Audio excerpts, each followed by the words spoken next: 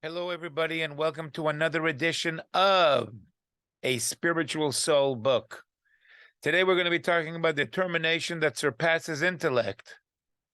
If intellect is the highest faculty that expresses the soul, is determination that is above intellect something good, something powerful, something to aspire for? My name is Rabbi Shlomo Azagui, and I'm a rabbi here in South Florida for the last 36 years. I've authored two books, one on Maimonides that incorporates all 14 volumes of Maimonides Rambam's magnum opus Mishneh Torah. It's called Maimonides, Advice for the 21st Century. And another book that we are going to discuss today, one chapter from that book, A Spiritual Soul Book. Over 300 chapters and 800 pages. So let's get right down to it. And you can subscribe to this channel so that you can be one of the first to hear this phenomenal wisdom. So we are now in this period of time between Passover and the holiday Shavuos. Many people have a practice of studying one of the tractates in the Talmud, which is called Soita. And it's all about a woman who is suspected of behaving unfaithfully to her husband. So let's get right down to today's lesson. When the Chumash, when the Torah, when the Bible speaks of a woman who is unfaithful to her husband, the Torah uses an unusual word in Hebrew. It uses the word kisiste ishtoi. And our sages interpret that word to be very, very precise and to be very, very appropriate for this situation. The Torah is trying to tell us that a person does not sin unless a spirit of foolishness enters them. And if this woman could behave in that kind of a way and attract the kind of suspicion that is over her head, she must have had a spirit of foolishness that entered her. But the truth is, anybody who sins, that's what the Torah is trying to tell us, this is a result of a spirit of foolishness that enters them. And of course, as a wise people and as a human being whose faculty of intelligence reigns supreme, being called a fool is not a very great virtue. Now, worldly foolishness means irrationality.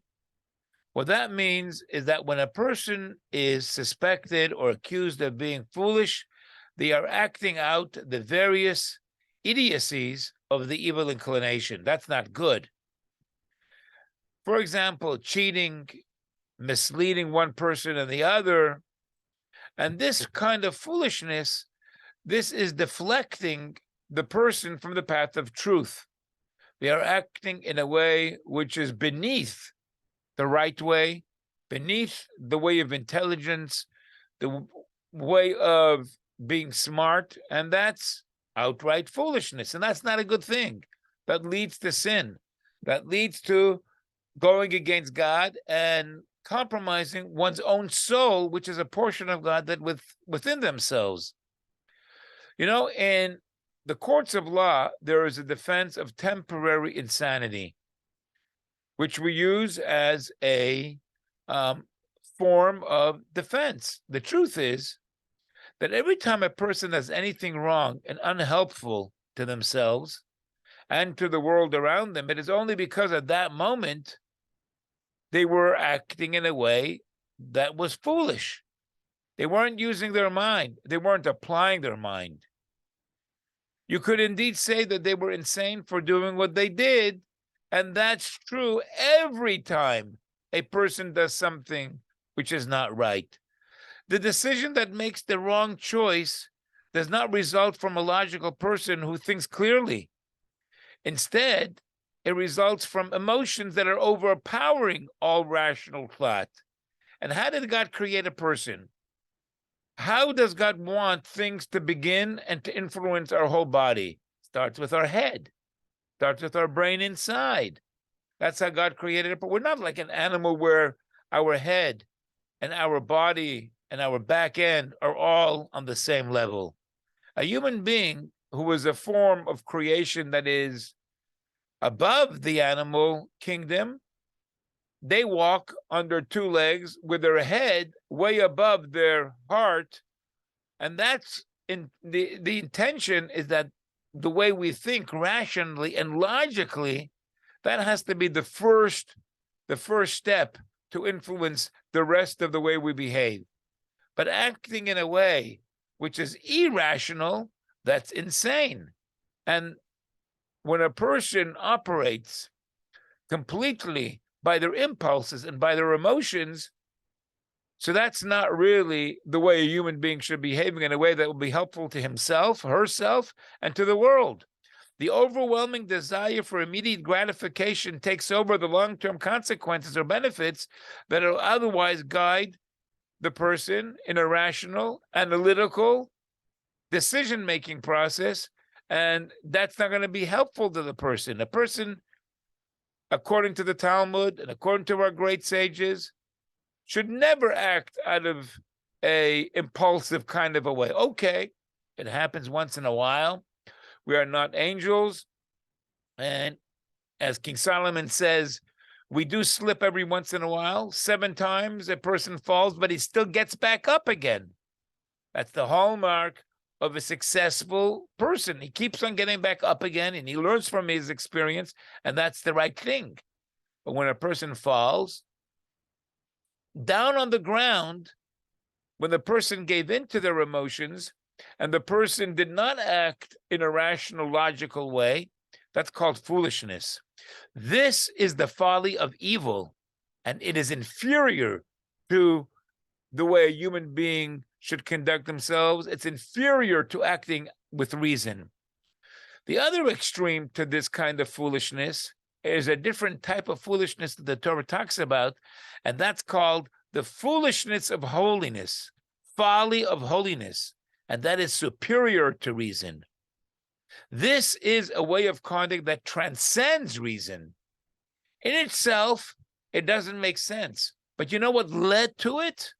What led to that commitment and what led to that decision was logical and rational thinking. It took you over the edge rather than acting in a way which is beneath logic, impulsively. There's a way of acting in a way which is beyond logic, and that's a good thing in its right place. And that we call the folly of holiness. As a matter of fact, in a certain way, the walls of the tabernacle, the walls that contain the presence of God in every person, are made with the behavior and the decisions that are in the realm of folly of holiness. When the evil inclination embraces a person, regularly deflecting him from the path of truth, he may not feel it is in his power to overcome this great test. Because as all of us human beings have experienced at one time or the other, the impulsiveness of the evil inclination can be sometimes very powerful. And it catches us sometimes in our weakest moments.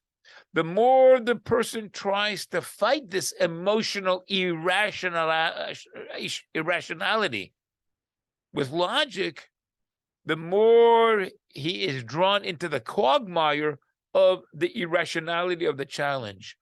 Because you can't approach the impulsiveness of the evil inclination who was committed and dedicated to his path with logic and rational thinking. He is not open to that consideration. You know, it's like they say that when somebody is involved emotionally, you can't get through to them with logic and with rational arguments because they're not thinking on that channel and on that wavelength. So when we are faced with these internal, impulsive, irrational temptations, which can lead, if we follow on that path, to sinning, as the sages say, a person does not sin unless a spirit of foolishness enters them. Sin is always the result of being caught in the moment, not thinking analytically long-term, which is the virtue of a wise man. A wise man thinks analytically, logically, rationally, long-term.